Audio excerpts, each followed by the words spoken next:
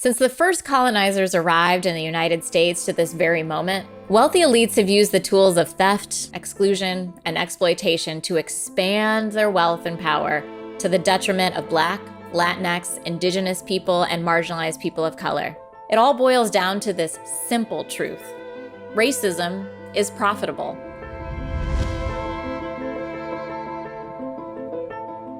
The profitability of racism sparks a vicious cycle called the oppression economy. Elite institutions are motivated to suppress the economic vitality of people of color. That economic oppression in turn hinders our political power, and that political oppression kneecaps our ability to change the system. This cycle plays out in every aspect of the economy, and is particularly apparent in mass incarceration.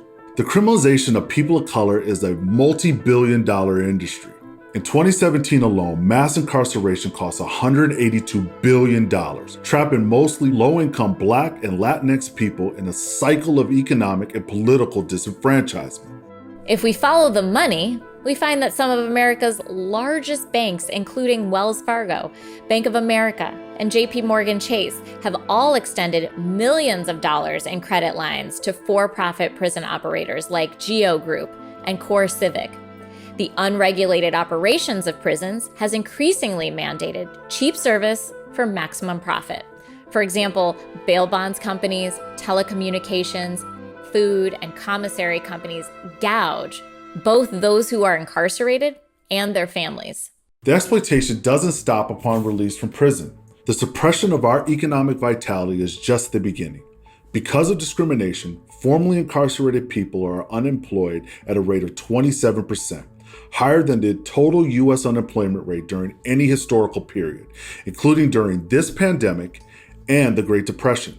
Fines and fees associated with the criminal justice system have placed $50 billion in debt on the shoulders of approximately 10 million people who have been through the system. To make matters worse, many states bar people convicted of felonies from receiving any government assistance.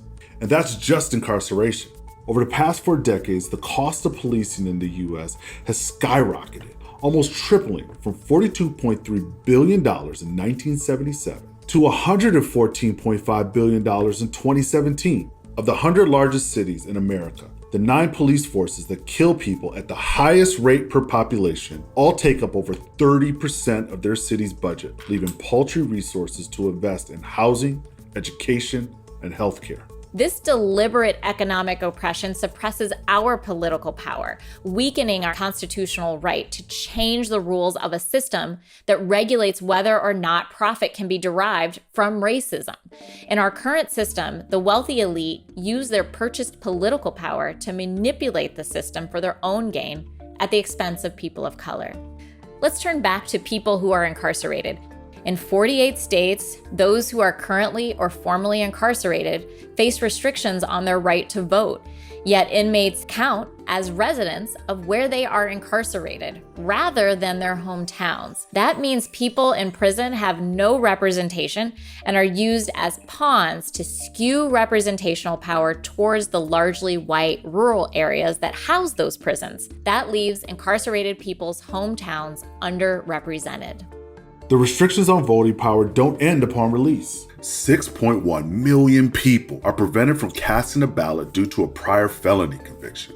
And over 4 times as many Black people have lost their right to vote due to felony disenfranchisement than non-Black people.